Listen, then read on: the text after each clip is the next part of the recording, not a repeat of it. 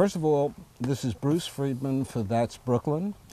And for possibly the 5th time, I have the real pleasure of meeting here with Joe Franklin. Bruce, it's my pleasure. My pleasure, and we're going to have a good time reminiscing, right? Yeah, but I don't want to put you on the spot, but it seems to me that everyone in Brooklyn who was in show business was on your show.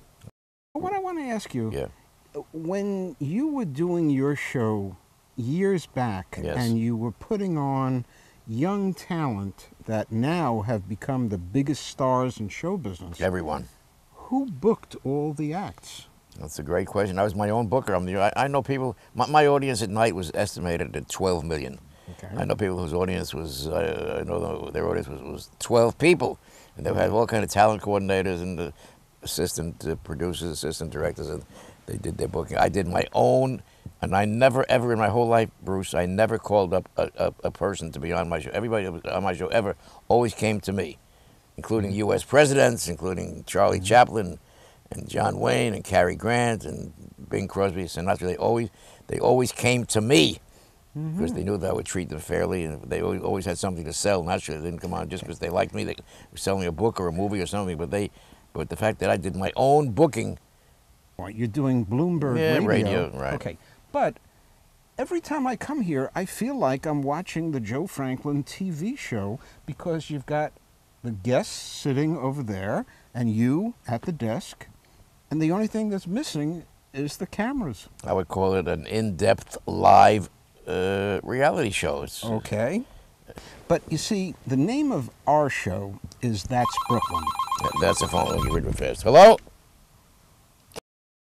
Now, what I want to do is ask you the names of people that I know came from Brooklyn, and I think you've had them all on the show, but I'd like to know what you remember about each of them.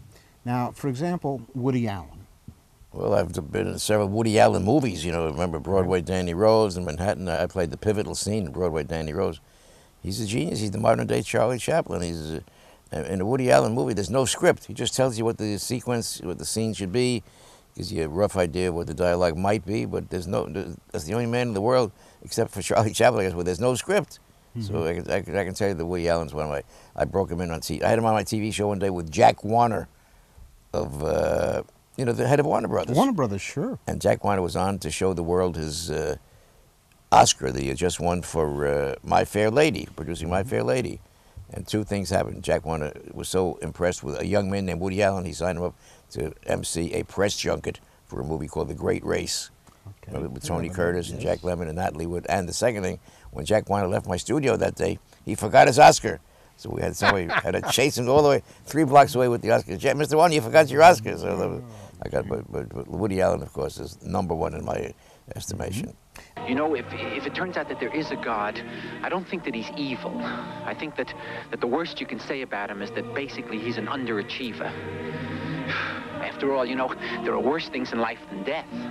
I mean, if you've ever spent an evening with an insurance salesman, you know exactly what I mean. The key here, I think, is to not think of death as an end, but think of it more as a very effective way of cutting down on your expenses. Regarding love, you know, what can you say? It's not the quantity of your sexual relations that count. It's the quality. On the other hand, if the quantity drops below once every 8 months, I would definitely look into it. Well, that's about it for me, folks. Goodbye. Tunic button. Tunic button. So, Tunic machen. Hopp, hopp. Ein Button Tunic. 2 Button Tunic machen. 3 Button Tunic. Ja. Du hast gespritzt, Anne General.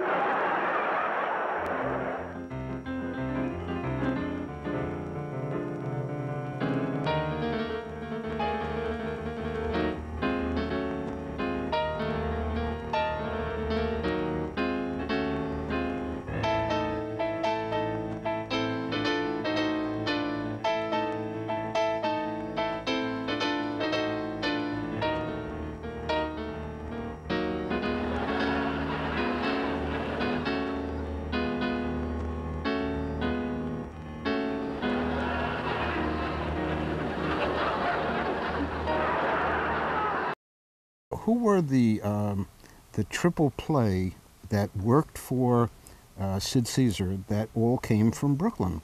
It was Woody Allen, right. Mel Brooks, right. Neil Simon. True. That's pretty good. Can't do better than that. I belonged to Sid. I didn't belong to the show. I didn't belong to Max Liebman. That's right. I belonged to Sid. And Sid could call me night or day, and sometimes he'd wake me at 3:30 in the morning and say, Mel, Sid, need a joke. Okay. What is it? Carrots. Okay, carrots. I ate so many carrots I couldn't sleep. He said, why not? I could see through my eyelids. Carrot. Oh, okay. Carrot. Joke. Carrot.